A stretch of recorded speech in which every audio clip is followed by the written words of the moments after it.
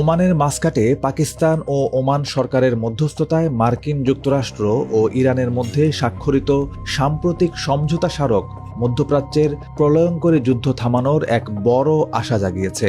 তবে এই প্রাথমিক শান্তিবার্তাই শেষ কথা নয়। এই সমঝোতাকে একটি স্থায়ী ও চূড়ান্ত চুক্তিতে রূপ দেওয়ার পথে ওত পেতে রয়েছে পাহাড় সমান প্রতিবন্ধকতা। কিন্তু বিশ্বজুড়ে কোটি কোটি মানুষের স্বস্তির কারণ হওয়া এই ইরান চুক্তি বাস্তবায়নে মূলত কি কি বাধা কাজ করছে? বিশ্লেষকদের মতে সবচেয়ে বড় বাধাটি হল ওয়াশিংটন ও তেহরানের মধ্যকার ঐতিহাসিক ও গভীর অবিশ্বাসের পরিবেশ।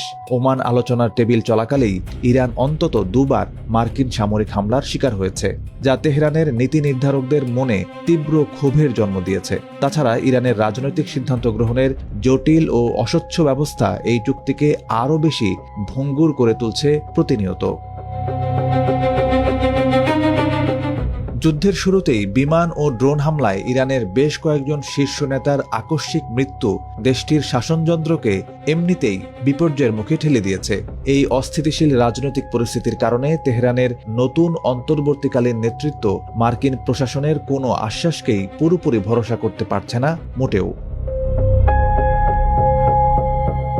এছাড়া হরমুজ প্রণালী ও লেবানন সীমান্তে চলমান ভঙ্গুর ও সীমিত সামরিক পাল্টাপাল্টি হামলা অন্যতম একটি কারণ। গত ৮ এপ্রিল একটি ভঙ্গুর যুদ্ধবিরতি কার্যকর হলেও মাঠ পর্যায়ে ইরান সমর্থিত গোষ্ঠীগুলোর সাথে মার্কিন ও ইসরায়েলি বাহিনীর সংঘাত পুরোপুরি থামেনি। নতুন করে যে কোনো একটি ছোট সামরিক ভুল বা উস্কানিমূলক আক্রমণ এই সমঝোতাকে এক নিমিষেই ধূলিসাৎ করে দিতে পারে। ওমান সমঝোতায় দুই দেশের আলোচকদের সামনে আগামী ৬০ দিনের একটি সুনির্দিষ্ট সময়সীমা বা ডেডলাইন নির্ধারণ করা হয়েছে।